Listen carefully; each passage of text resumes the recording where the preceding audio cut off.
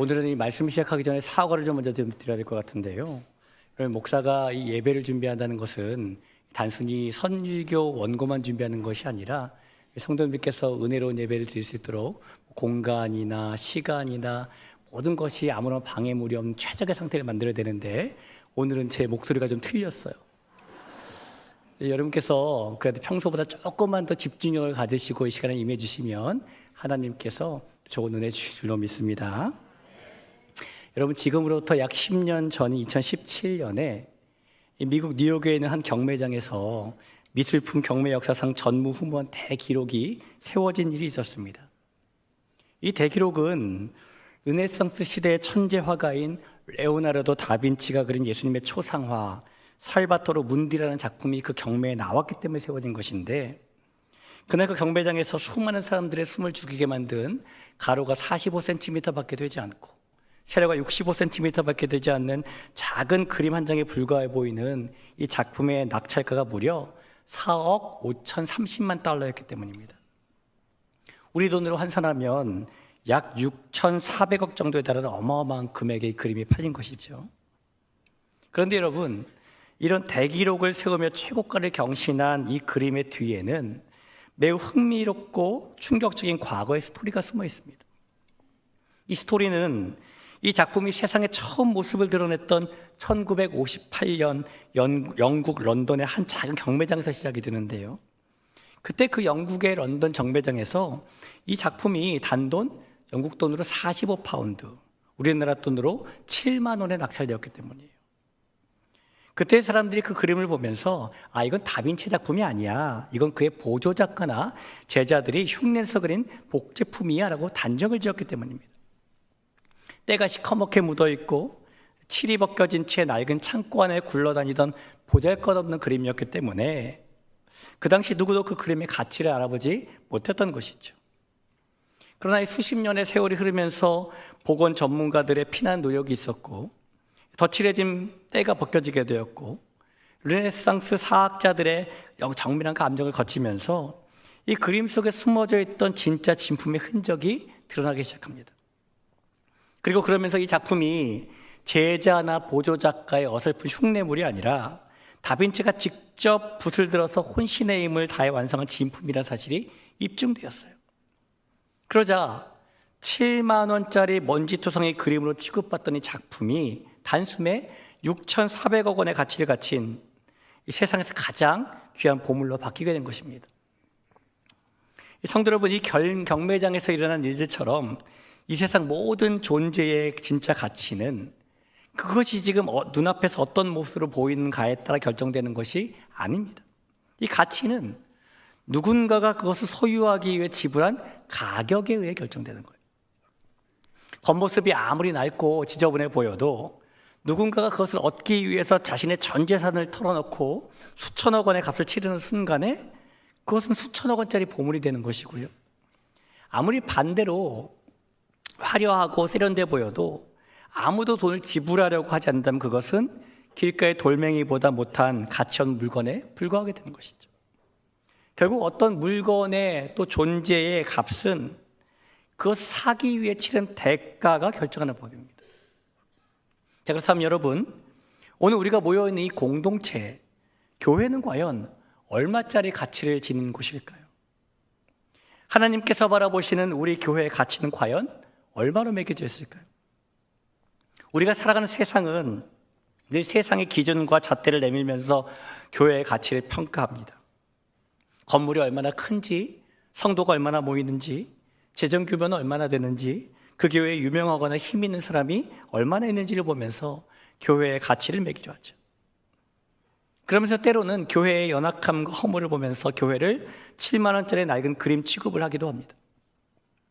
심지어 교회 안에 앉아있는 우리들조차 때로 교회를 바라볼 때에 내 마음에 드는가 들지 않는가, 교회가 나에게 어떤 유익을 주는가 편의를 주는가, 내가 좋아하는 사람이 이곳에 있는가 없는가라는 지극히 개인적인 잣대로 교회의 가치를 폄하하고 가볍게 글 때도 있습니다. 그러나 여러분, 우리의 인생이라는 위대한 무대를 연출하시고 온 우주와 역사를 이끌어 가시는 거룩한 연출가 하나님께서 바라보시는 교회의 가치는 세상의 그런 잣대로 보는 것과 완전히 다르죠. 하나님께서는 교회의 가치를 측정하실 때에 크기나 성도 수나 성도들의 스펙이나 세상적인 영향력을 보지 않으십니다.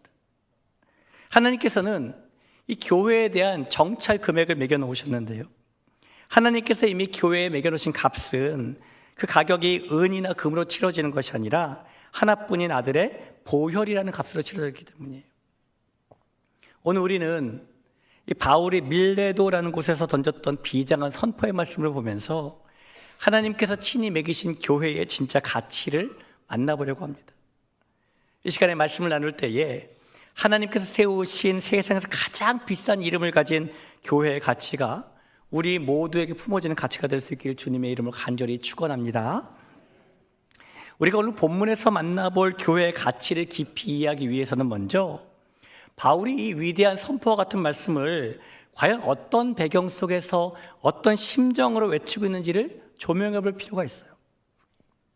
우리는 지난 주일에 에베소의 연극장에서 일어났던 광결인 소동과 관련된 말씀을 나누었습니다.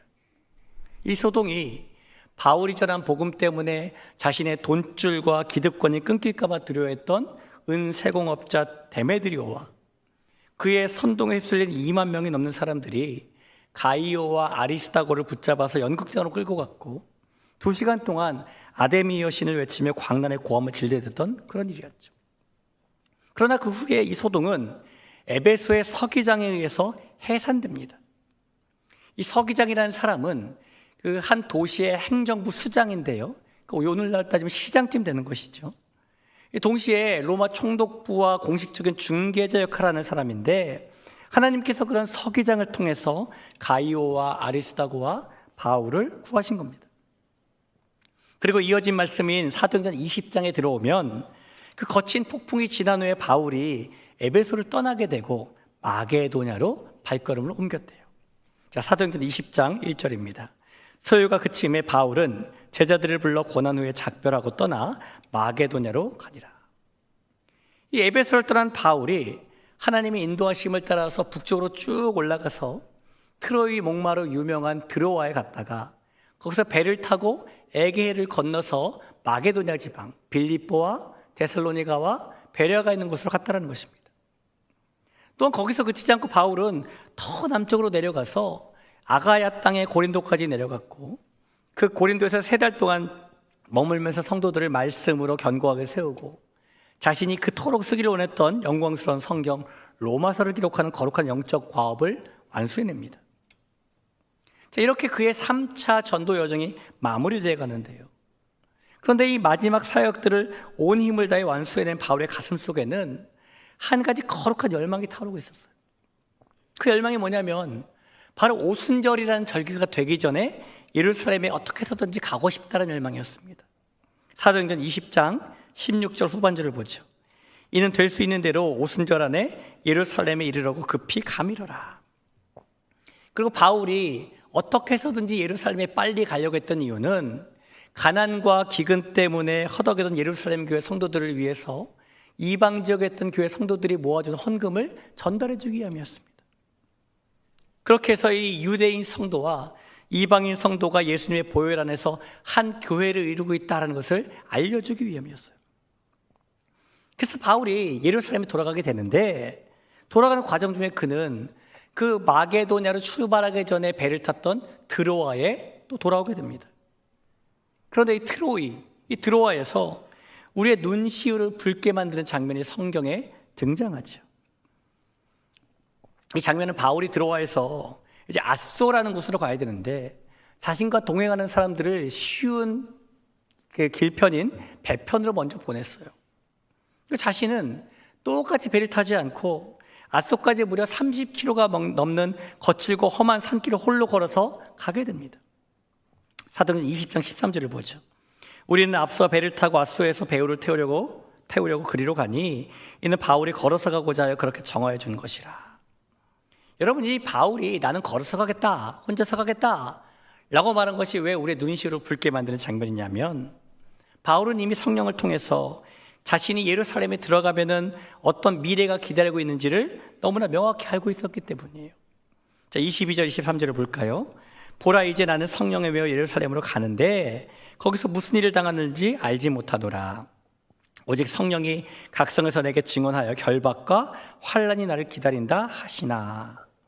지금 바울은 예루살렘에 도착한 순간 자신을 기다리고 있는 것이 사람들의 환호나 영광이 아니라 결박과 차디찬 감옥, 그리고 피할 수 없는 환난과 죽음이라는 사실을 알면서 걸어가겠다라고 말하는 거예요.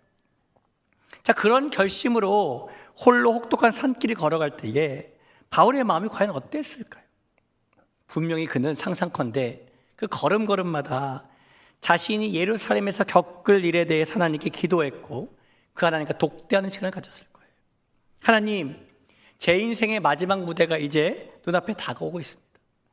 그러나 예루살렘의 결박과 환난 앞에서 제가 흔들리지 않게 해주세요. 예수님께 받은 사명, 곧 은혜의 복음을 증언하는 일을 마치려 하매 생명조차 조금 더 귀한 것을 여기지 않게 해주세요. 그의 결심이 오늘 24절에서 묻어나고 있는 것이죠. 내가 달려갈 길과 주 예수께 받은 사명, 곧 하나님의 은혜의 복음을 증언하는 일을 마치려 하면은 나의 생명조차 조금 더 귀한 것을 여기지 아니하노라. 바울은 이런 마음의 결심을 하기 위해서 지금 동료들과 떨어져서 혼자 거친 산길을 30km나 걸어서 아소까지 가겠다고 고집하고 있는 것입니다. 그런 이런 바울의 모습에 우리의 눈시울이 붉어질 수밖에 없는 것이죠. 자, 사랑하는 성도 여러분, 바울이 홀로 이 아소의 험한 산길을 걸으며 다졌던 이 비장한 결단이 오늘을 살아가는 저와 여러분에게 던지는 거룩한 질문은 무엇일까요? 여러분, 세상 사람들은 자신에게 이익이 되는 길이라면, 그 길이 자신에게 사람들의 환호와 영광을 주는 길이라면 수단과 방법을 가리지 않고 그 길로 달려가려고 합니다. 반대로 자신에게 손해가 되고 고난이 기다리고 있는 길이라면 어떻게 해서든지 핑계를 대고 그 길을 피하려고 하는 것이 세상의 이치죠. 근데 지금 바울은 전혀 다른 모습으로 보여주고 있어요.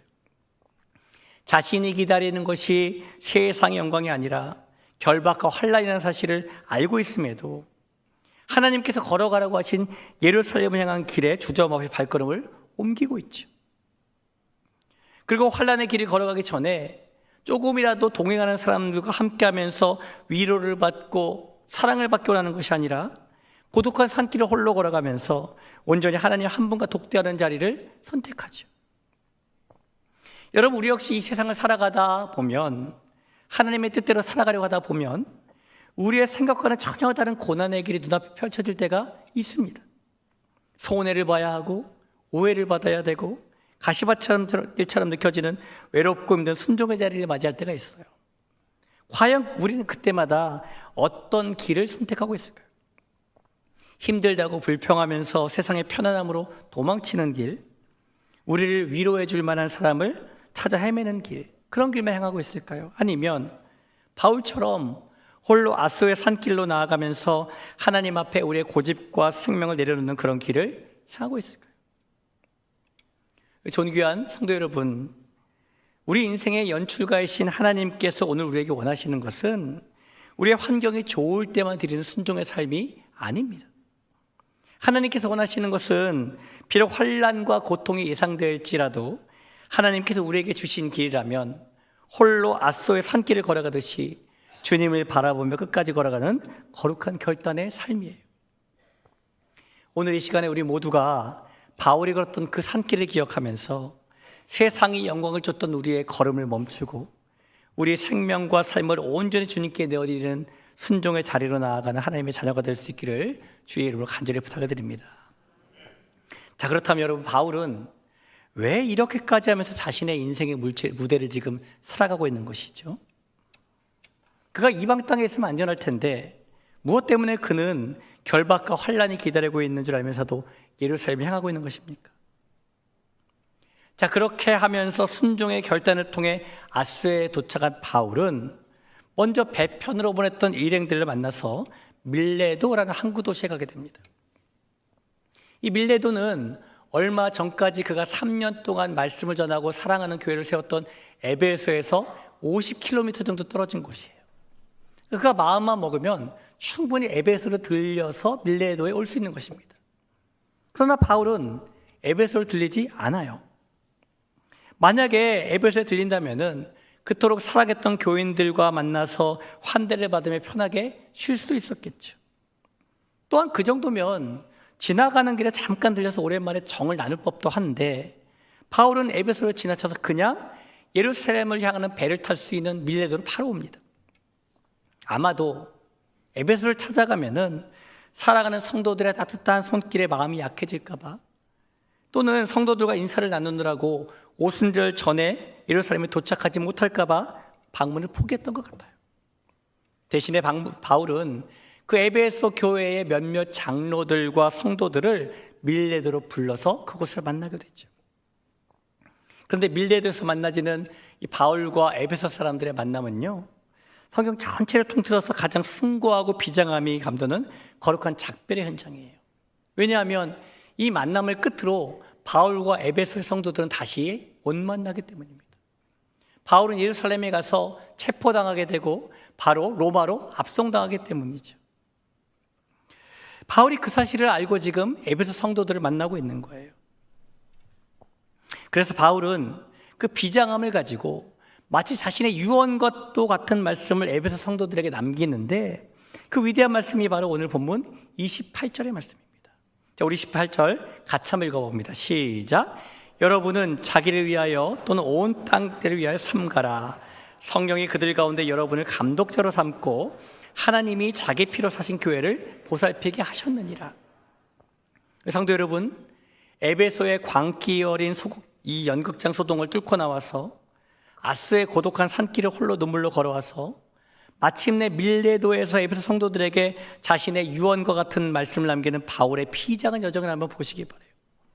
이런 과정을 통해서 바울이 그렇게 자신의 생명조차 조금도 귀한 것으로 여기지 않고 끝까지 지켜내고 싶었던 가치는 도대체 무엇일까요? 세상의 온갖 탄압과 사나운 이리들의 공격 앞에서도 에베소 성도들이 목숨 바쳐 지켜내기 원했던 이 거룩한 위대한 유산이 무엇일까요? 바울이 지켜내고 물려주고 싶었던 그 유산은 바로 전능하신 하나님께서 하나뿐인 독생자 예수님의 보혈의 핏값을 온전히 지불하고 사신 거룩한 교회였습니다. 이 에베소의 소동이 끝나고 그가 마게도냐를 간 것만 봐도 그 사실은 분명해요. 마게도냐라는 곳이 바울에게 친절한 곳이 아니었잖아요. 온갖 위험과 시련의 땅이었습니다. 빌립보에서는 귀신 들린 여종을 고쳐주었다고 억울하게 심한 매질을 당하고 감옥에 갇히고 발에 착고가 채워지기도 했었죠. 데살로니가에서는 바울을 시기한 유대인들이 동원했던 시장의 불량배들 때문에 야반도주 했어야 됐죠. 베레아에서는 바울을 해치려고 그곳까지 쫓아온 데살로니가의 유대인들 때문에 아테네로 다시 피신해야 됐죠. 이렇게 상처가 가득했던 곳이 마게도냐예요. 생각해보면 바울이 에베소를 나와서 차라리 아테네나 고린도로 가는 것이 심적으로나 육적으로나 편했을 것입니다. 그런데 그는 마게도냐를 찾아가거든요. 그리고 마게도냐를 다시 찾아갔을 때 상황이 어땠는지 고린도후서 7장에서 그려주고 있는데, 고린도후서 7장 5절에 보니까 우리가 마게도냐에 이르렀을 때에도 우리 육체가 편하지 못하였고 사방으로 환난을 당하여 밖으로는 다툼이요 안으로는 두려움이었노라 라고 말하죠. 다시 마게도냐를 찾아갔을 때에도 그것은 여전히 바울을 해치려는 무리의 도전들이 도사리고 있는 환난과 두려움의 땅이었다는 거예요. 그럼에도 불구하고 왜 바울은 마게도냐 땅을 찾아갔냐는 겁니다. 여러분, 그 이유는 그 마게도냐에 예수님의 보혈이라는 핏값을 지불하고 세워진 거룩한 교회가 있었기 때문이에요. 오늘 밀레도로 에베소 교인들을 불러서 만난 이유도 역시 그들이 예수님의 보혈이라는 핏값을 지불하고 세워진 영광스러운 교회이기 때문인 것이죠. 여러분, 이런 점들을 볼 때에 바울이 자신의 생명조차 조금도 귀한 것으로 여기지 않고 끝까지 지켜내고자 했던 가치는 교회였습니다. 성도 여러분, 바울이 그렇게 지켜내고자 했던 교회의 가치는 오늘 우리가 지켜야 할 가치이기도 해요. 세상에는 굵직한 대기업의 이름, 내노라하는 학교의 이름 등 수많은 이름이 있는데, 그러나 하나님께서 가장 비싼 값을 치르고 얻으신 이름이 바로 교회라는 이름이기 때문이에요. 그러기에 여러분, 세상이 아무리 교회를 흔들고 세상의 탐욕이 교회를 하찮게 여길지라도 우리는 교회가 예수님께서 십자가에서 내신 그 거룩한 피값을 지불하고 세우신 영광스러운 주님의 몸임을 믿어야 하는 것입니다. 또 이 자리에 한 사람 한 사람인 저와 여러분이 십자가를 통해 세상에서 가장 비싼 이름을 가지게 된 교회라는 사실을 믿어야 되는 것입니다. 앞서의 살바토르 문디 작품 이야기를 드리면서 여러분께 이 가치는 지불되는 값에 따라 결정된다라고 말씀드렸죠. 여러분, 교회는 세상에 수백억 원, 수천억 원의 값으로 세워진 것이 아닙니다. 교회는 이 온 우주를 다 주고도 바꿀 수 없는 하나님의 하나뿐인 독생자 예수 그리스도의 보혈의 피값으로 세워진 것이. 그러기에 이 세상에서 가장 고귀하고 위대한 가치를 지닌 것이 바로 교회이고 성도인 것입니다.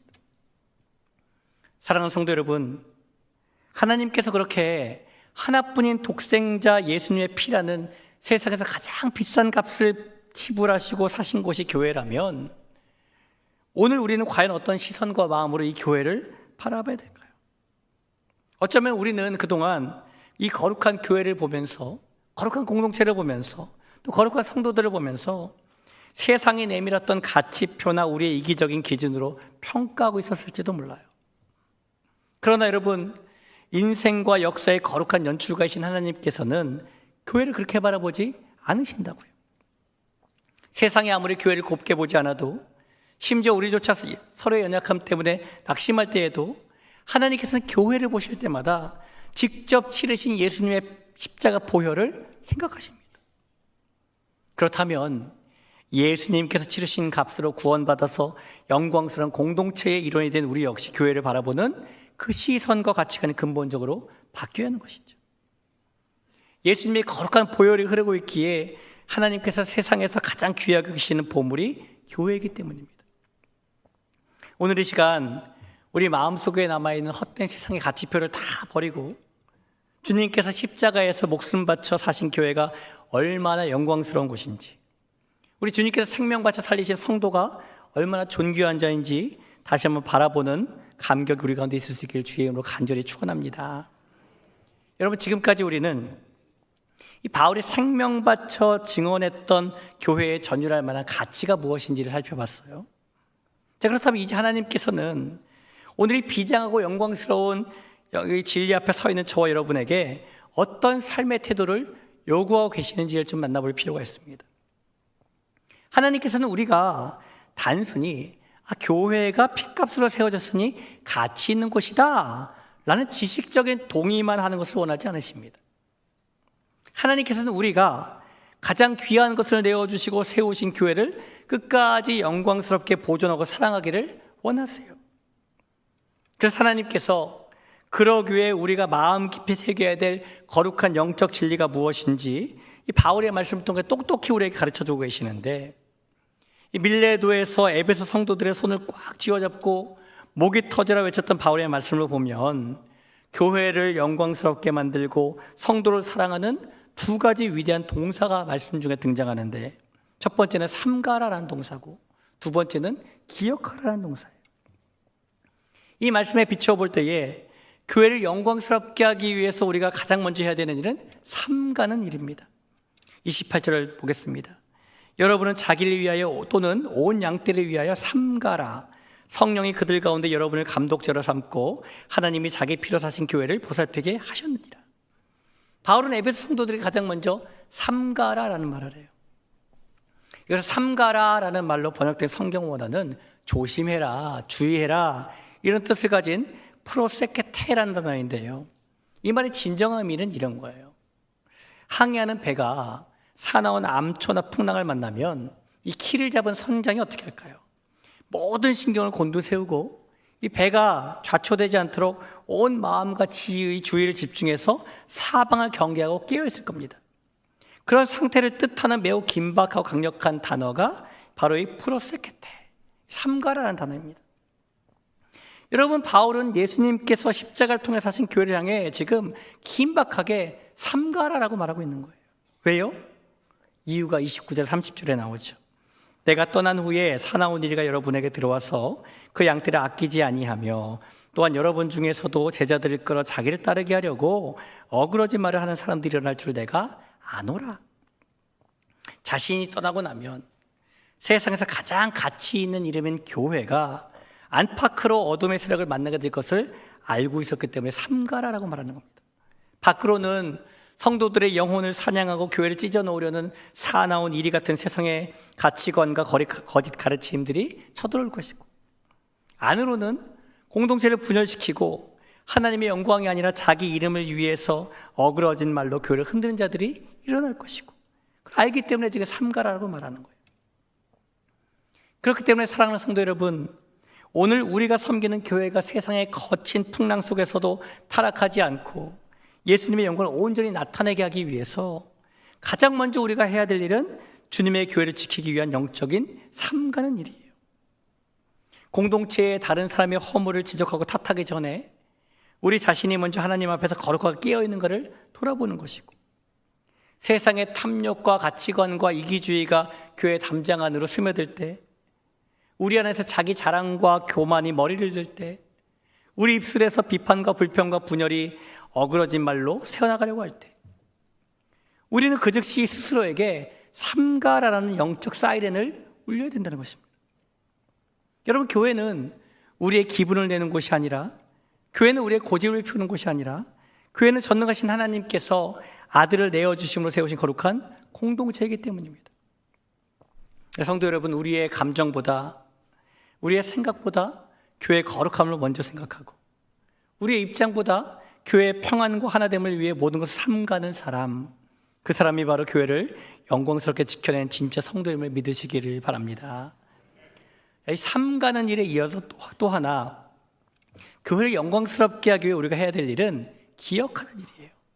31절 보겠습니다. 그러므로 여러분이 읽게요, 내가 3년이나 밤낮 쉬지 않고 눈물로 각 사람을 훈계하던 것을 기억하라. 자, 바울은 지금 에베소 성도들에게 자신이 말씀으로 양육했던 사명과 헌신과 은혜의 복음을 기억하라라고 말하는데요, 여러분, 사람이 영적으로 왜 병들고 낙심하게 되는 것이고, 사람이 왜 잘 섬기다가 교회를 흔드는 사람으로 변하는 것일까요? 그 이유는 기억해야 될 것을 기억하지 않았기 때문이에요.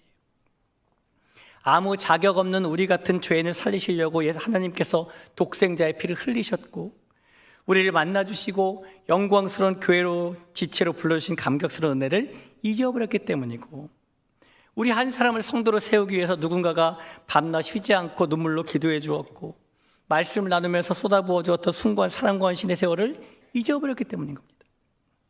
여러분, 은혜를 잊어버리면 반드시 그 자리에는 불평의 둥지를 틀어요. 그래서 바울은 십자가의 핏값을 기억하라라고 말하는 것이고, 그렇게 기억할 때에 우리는 마침내 영광스러운 주님의 몸으로 온전히 서 있을 수 있게 되는 것입니다. 사랑하는 성도 여러분, 오늘 저와 여러분의 이 마음속에 과연 무엇이 기억되고 있을까요? 인간적인 서운함과 앙금이 기억되고 있을까요? 아니면 십자가의 사랑과 그 가치가 기억될 수 있을까요? 이렇게 십자가의 사랑과 가치를 기억하는 성도가 있는 한, 교회는, 그 교회의 영광은 결코 시들지 않게 됨을 믿으시기를 바랍니다. 이 1998년에 개봉했던 라이언 일병 구하기라는 영화가 있어요. 아마 이 자리에 계신 분들도 여러분들이 보신 분이 계실 텐데, 이 영화는 라이언이라는 일병을 찾아 본국으로 보내기 위해 꾸려진 특공대원들이 그를 찾아다니는 과정과 결과를 내용으로 하고 있습니다. 이 과정 중에서 이 특공대원들이 한 명, 두 명 죽음을 맞게 되고요, 이 마침내 라이언이라는 일병을 찾았지만은 자신의 전우들을 떠나지 않으려는 그의 의견을 존중해서 이 특공대원들도 함께 독일군과 싸움을 하게 되는데, 그때 거의 모든 대원들이 사망하게 되면서 리더였던 밀러 대위도 사망을 하게 됩니다. 그때 영화의 마지막에서 라이언 일병을 위해 자신의 생명을 내어줬던 밀러 대위가 그 생명을 내어준 대원들과 함께 그에게 한마디를 남기는데요. On this, 그렇게 말해요. 이것을 얻어라, 이런 말인데, 우리의 희생에 합당하게 살아라, 이런 뜻입니다. 라이언은 늙어 노인이 될 때까지 평생 그 말을 잊지 않고 자신의 생명이 누군가의 생명 때문에 얻어진 것임을 기억하고 합당하게 살아요. 여러분, 예수님께서 우리를 위해 내어주신 생명은 단지 우리에게 감동만을 주기 위한 것이 아닙니다. 그 생명은 그 값에 합당하게 교회를 사랑하고 지키며 살아가는 부르심이에요. 우리 귀한 성도 여러분, 오늘 우리는 그런 삶을 과연 살아내고 있을까요? 혹시 세상의 시끄러운 소음 속에서 교회의 진짜 가치를 잃어버린 채 살아가고 있지는 않을까요? 우리가 섬기는 성도를, 우리가 곁에 있는 교회를 B값으로 바라보지 않고 세상의 가치표로 바라보며 살고 있지는 않을까요? 여러분, 오늘 예수님처럼 자신의 생명도 아끼지 않으면서 우리에게 물려준 거룩한 유산, 바울이 물려준 위대한 가치가 바로 저와 여러분이 거하고 있는 세상에서 가장 비싼 이름을 가진 교회입니다. 그런 세상이 아무리 교회를 향해 손가락질하고 7만 원짜리 낡은 그림처럼 하찮게 여길지라도 우리는 세상의 소리에 휩쓸리지 않아요. 교회는 우리가 믿는 바대로 전능하신 하나님께서 하나뿐인 아들의 생명값을 일시불로 완불하시고 사신 세상에서 가장 귀하고 영광스러운 주님의 몸이라는 사실을 마음에 새기게 됩니다. 여러분, 세상은 우리의 이름을 평범하게 부를지 모릅니다. 그러나 하나님께서는 우리를 피로 사신 교회라는 이름으로 부르십니다. 그러니 우리 모두가 세상의 헛된 가치 기준을 다 털어버리고 하나님께서 아들의 피값으로 새겨놓으신 교회의 가치와 성도를 향한 위대한 사랑을 다시 한번 눈으로 확인하고 깨닫는 거룩한 은혜를 누릴 수 있기를 간절히 바랍니다. 그럴 때 우리가 스스로를 삼가고 십자가를 기억하며 예수님의 피로 사신 교회를 그렇게 마음을 다해 사랑하고 지켜낼 때에 우리 삶의 거룩한 연출가이신 하나님께서는 저와 여러분에게 교회를 통해서, 공동체를 통해서, 성도를 통해서 세상에 감당할 수 없는 하늘의 영광과 복을 마음껏 주실 거예요.